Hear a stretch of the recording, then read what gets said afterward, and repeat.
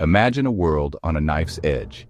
The year is 1962. School children practice hiding under desks. Families build bomb shelters in their backyards. The threat of nuclear annihilation hangs heavy in the air. This was the Cold War.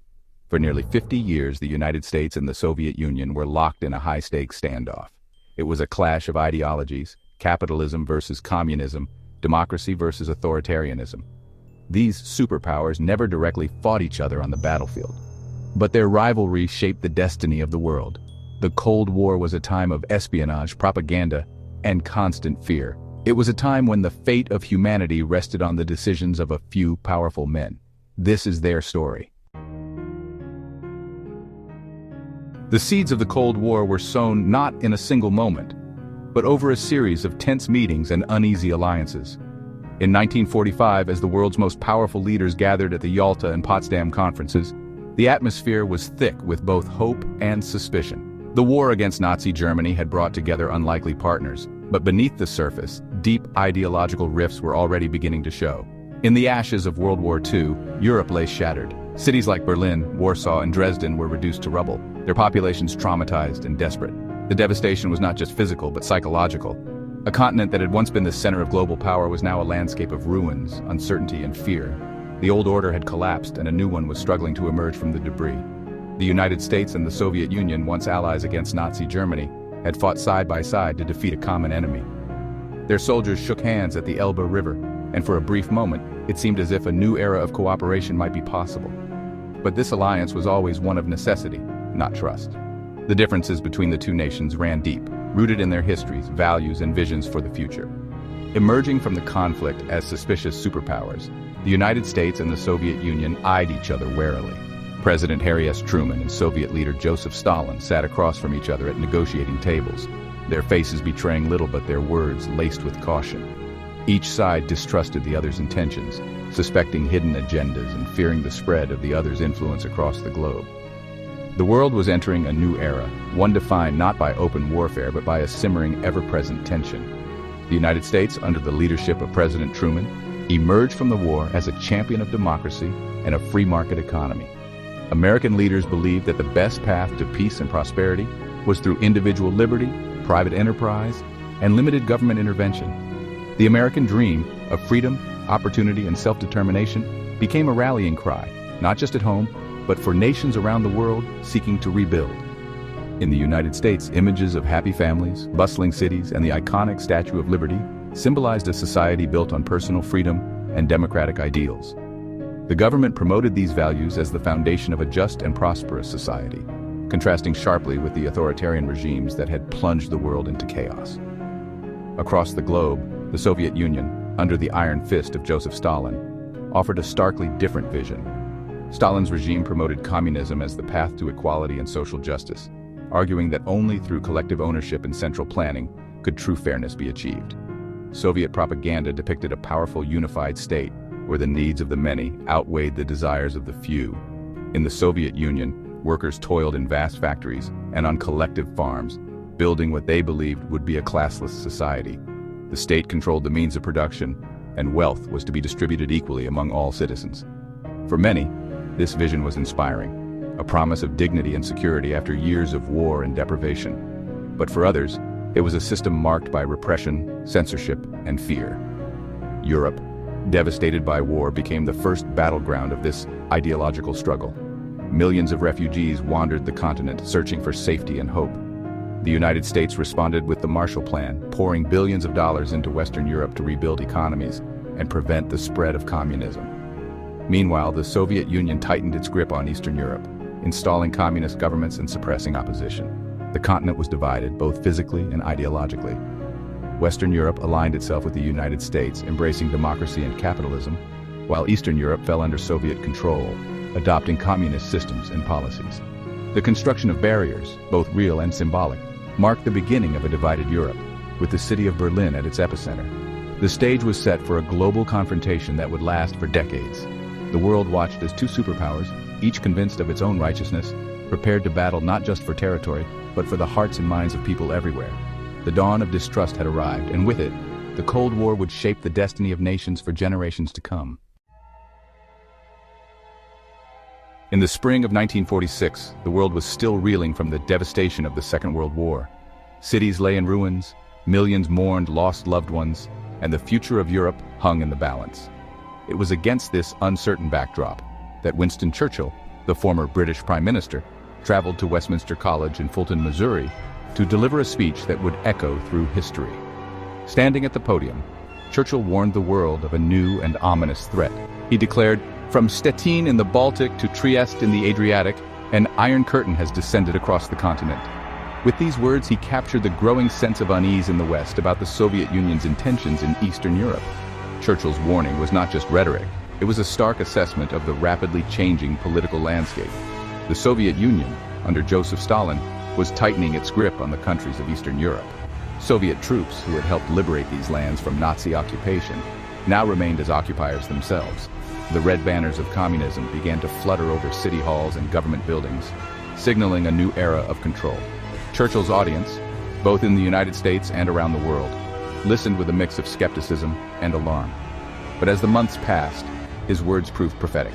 One by one, the nations of Eastern Europe, Poland, Hungary, Czechoslovakia, Romania, Bulgaria, and East Germany, fell under communist rule.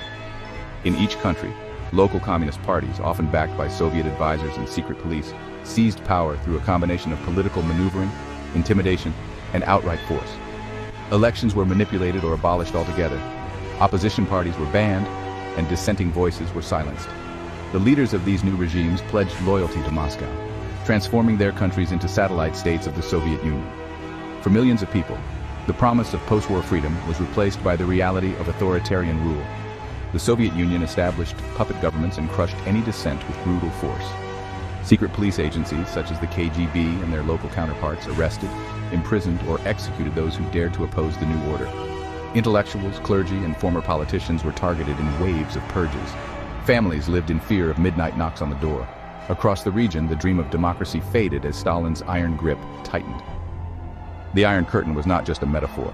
It was a harsh reality, dividing families, friends, and entire nations. Alarmed by the Soviet Union's aggressive expansion, the United States and its Western European allies realized that they needed to stand together. In 1949, they formed the North Atlantic Treaty Organization, or NATO. This alliance was more than just a diplomatic agreement. It was a military pact, a solemn promise that an attack on one member would be considered an attack on all. The United States, Britain, France, and other Western nations pledged to defend each other against any threat, especially from the East. President Harry Truman and other leaders hoped that this show of unity would deter Soviet aggression and preserve the fragile peace in Europe. NATO quickly became the cornerstone of Western security. Joint military exercises, intelligence sharing, and coordinated defense planning brought the member nations closer together. Soldiers from across the Atlantic trained side by side, ready to respond to any crisis. The alliance sent a clear message to Moscow. The West would not stand idly by if the Soviets tried to expand further. For the first time in history, the United States committed itself to the defense of Europe in peacetime, marking a dramatic shift in American foreign policy. The Soviet Union, feeling threatened by the growing unity of the West, responded in kind. In 1955, it created its own military alliance, the Warsaw Pact. This pact bound the Soviet Union and its Eastern European satellites into a single bloc, with Moscow firmly in control. The Warsaw Pact was both a symbol and a tool of Soviet power, designed to counterbalance NATO and ensure that the Eastern Bloc remained loyal to the Kremlin. Massive military parades in Red Square showcased the might of the alliance, while behind the scenes, Soviet advisors directed the armies and security services of their allies. Europe was now divided as never before. On one side stood NATO, representing the democracies of the West. On the other, the Warsaw Pact, representing the communist East.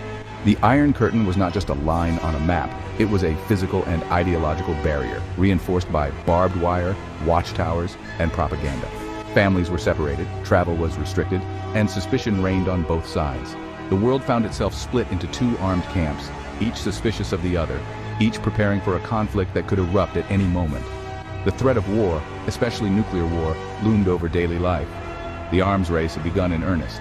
Both sides poured resources into developing ever more powerful weapons, tanks, bombers, and above all, nuclear missiles capable of destroying entire cities in minutes.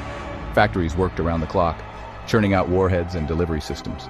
Scientists and engineers raced to perfect new technologies, while governments stoked fears of the enemy's intentions.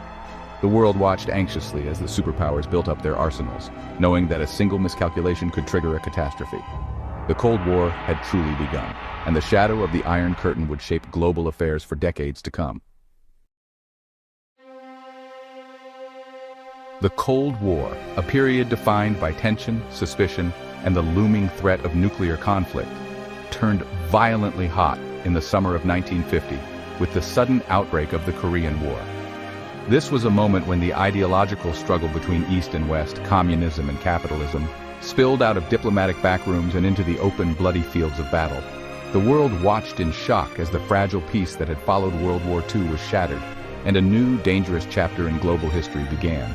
After World War II, the Korean Peninsula, much like the war-torn nation of Germany, was divided along ideological lines.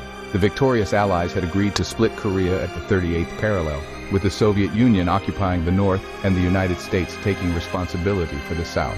What was meant to be a temporary arrangement soon hardened into a permanent division as Cold War rivalries deepened.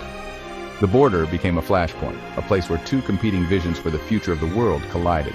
The North, under Kim Il-sung, established a communist regime, while the South, led by Syngman Rhee, embraced a government aligned with the West. In June of 1950, the fragile balance was shattered when North Korean troops, heavily armed and emboldened by support from the Soviet Union and China, surged across the 38th parallel. Their goal was clear: to reunify the peninsula under communist rule.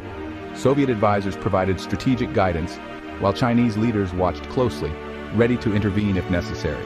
The invasion was swift and brutal, catching the South and its American allies off guard. It was a bold move in the global chess game between superpowers, and it set the stage for a conflict that would draw in nations from around the world. In response, the United States, determined to contain the spread of communism, quickly mobilized its forces. Under the banner of the newly formed United Nations, American soldiers, joined by troops from over a dozen other countries, rushed to the defense of South Korea. It was the first time the UN had authorized military action, marking a new era in international cooperation and confrontation. The fighting was fierce, with both sides suffering heavy losses as the front lines shifted back and forth across the peninsula. For 3 long and grueling years, the Korean War raged on. Cities and villages were reduced to rubble, and the civilian population endured unimaginable suffering. The conflict became a bloody stalemate, with neither side able to secure a decisive victory. Millions of soldiers and civilians lost their lives, and countless more were wounded or displaced. The war's brutality shocked the world, serving as a grim warning of what could happen if the Cold War ever escalated into a direct confrontation between the superpowers. The Korean War was more than just a regional conflict. It was the first and most dramatic example of a so-called proxy war. Here, the United States and the Soviet Union, wary of direct confrontation that could trigger nuclear war, chose instead to support opposing sides in smaller, but no less deadly conflicts around the globe. Leaders in Washington and Moscow watched from afar, pulling strings and providing weapons, money, and advisors, while the people of Korea paid the ultimate price. This pattern would repeat itself again and again in the decades to come. These proxy wars became a tragic hallmark of the Cold War era. From the jungles of Vietnam to the mountains of Afghanistan, and in countless other places, local conflicts were transformed into battlegrounds for global supremacy. The cost was staggering. Millions of lives lost, families torn apart, and entire cities left in ruins. The suffering of ordinary people became collateral damage in a struggle that was, at its core, about ideology and power. The scars of these wars are still visible today, in the memories of survivors and the landscapes of devastated nations. In 1953, after years of bitter fighting and failed negotiations, the Korean War finally ended, not with a peace treaty, but with an uneasy armistice. The guns fell silent at Panmunjom, and a heavily fortified demilitarized zone was established along the 38th parallel. Yet the war was never officially declared over. The armistice left the peninsula divided, families separated, and the wounds of conflict still raw. The ceasefire brought relief, but not closure, and the threat of renewed violence has never fully disappeared. Today, more than 70 years later, Korea remains divided, its people living on opposite sides of one of the world's most heavily militarized borders.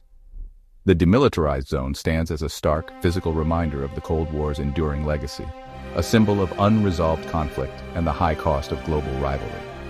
The story of the Korean War is not just a chapter in history books.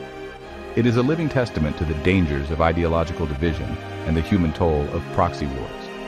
As the world continues to grapple with new conflicts and shifting alliances, the lessons of Korea remain as relevant as ever. In 1961, Berlin became a focal point of Cold War tensions. East Germany, under Soviet pressure, began constructing the Berlin Wall, a physical barrier that divided the city and families in two. The wall was more than just concrete and barbed wire. It was a powerful symbol of Soviet oppression and the stark contrast between East and West. East Germans, desperate for freedom, risked their lives to escape over, under, or through the wall. Many were shot and killed by East German border guards. The Berlin Wall stood for 28 years, a constant reminder of the Cold War's division of Europe and the world.